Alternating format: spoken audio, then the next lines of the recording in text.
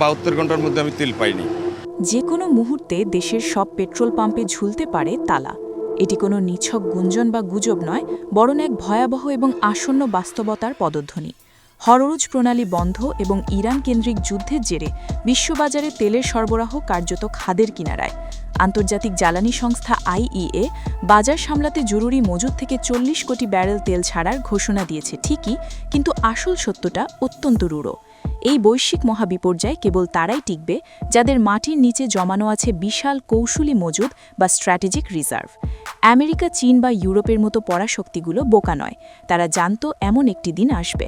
তাই আজ যখন বিশ্বে তেলের জন্য হাহাকার, তখন চীনের হাতে মজুদ আছে 1113 কোটি ব্যারেল তেল, আমেরিকার মজুদ 41 কোটি ব্যারেল। জাপান তো বাইরে থেকে এক ফোঁটা তেল আমদানি না করেও তাদের 47 কোটি ব্যারেল মজুদ দিয়ে 254 দিন দিব্যি দেশ চালিয়ে নিতে পারবে। ইউরোপের যুক্তরাজ্য, জার্মানি, ফ্রান্স বা স্পেনের মতো দেশগুলো অন্তত 90 দিন টিকে থাকার মতো তেল জমিয়ে রেখেছে। বিপদের দিনে তারা এই জমানো তেল দিয়েই নিজেদের অর্থনীতি সচল রাখবে, তাদের কিছুই হবে না। কিন্তু যাদের নিজস্ব কোনো জ্বালানি মজুদ নেই, সেই আমদানি নির্ভর দেশগুলোর কি হবে?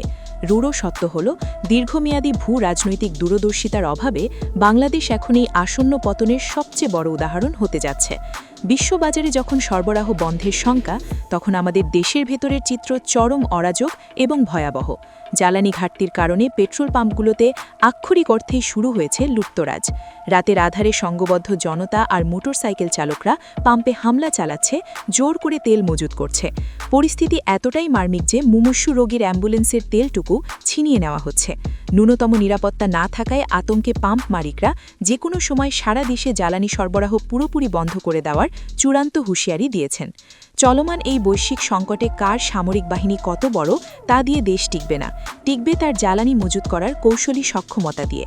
পরাশক্তিগুলো তাদের মজুদ দিয়ে বেঁচে যাবে, আর বাংলাদেশের মতো মজুদহীন দেশগুলো বাইরের কোনো শত্রুর হামলায় নয়, বরং তেলের অভাবে তৈরি হওয়া অভ্যন্তরীণ বিশৃঙ্খলা আর লুটেরাদের তাণ্ডবী তাসের ঘরের মতো ধসে পড়বে। শেইব জুবাইদা, নিউজ ডেস্ক।